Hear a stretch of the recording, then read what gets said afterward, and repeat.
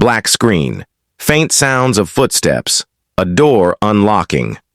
Narrator. Tense. Low tone. I came home from 18 months overseas, dreaming of my wife's smile, my kids running into my arms, but instead, I met her, Deborah Winters, the HoA president, who thought she was above the law. What she didn't know. Main story begins.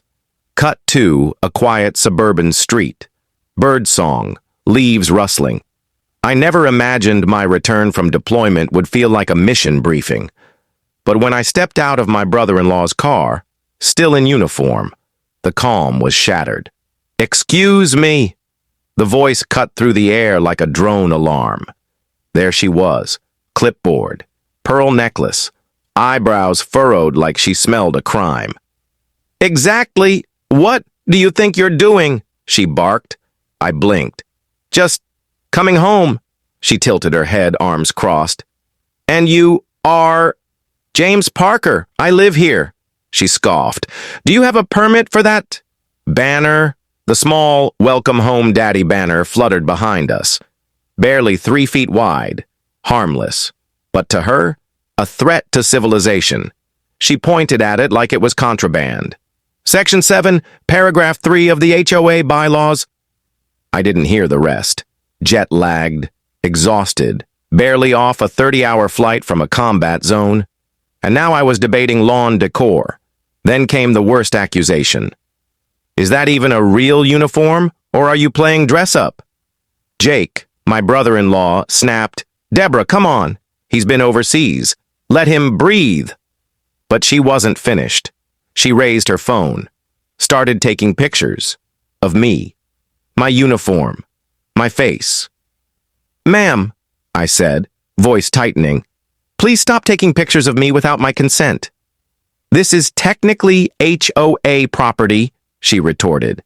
"And if you're impersonating the military, that's a federal crime."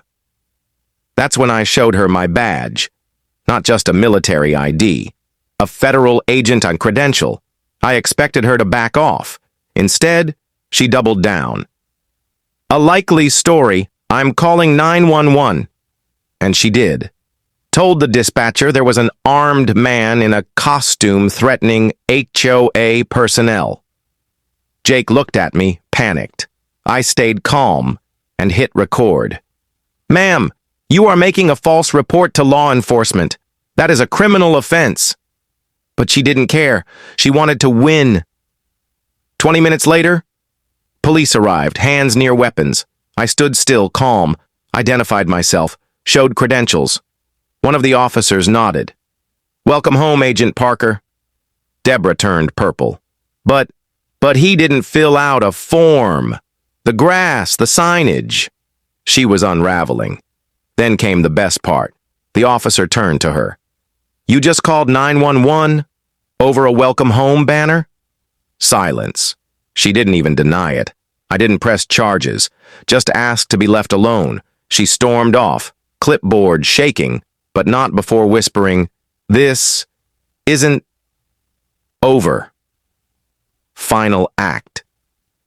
The next day, a violation notice, $500 fine. Intimidation of HoA personnel. A threat of eviction. That was it. I went full intel mode, collected statements from neighbors, photos, recordings, stories of her bullying an old man over flowers, a cancer patient over trash cans. Then I took it all to the HoA's attorney and dropped the final card. "You're protecting someone who harassed a federal agent, made a false police report, and I have it all." On tape. 48 hours later.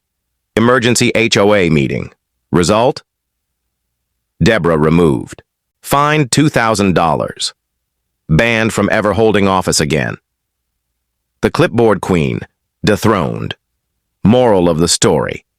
Power doesn't come from clipboards, or shouting rules, or scaring neighbors. True authority, it comes from respect, service, and standing for what's right, even on your own front lawn. So remember, sometimes the real threat to a peaceful community is the one hiding behind the rules.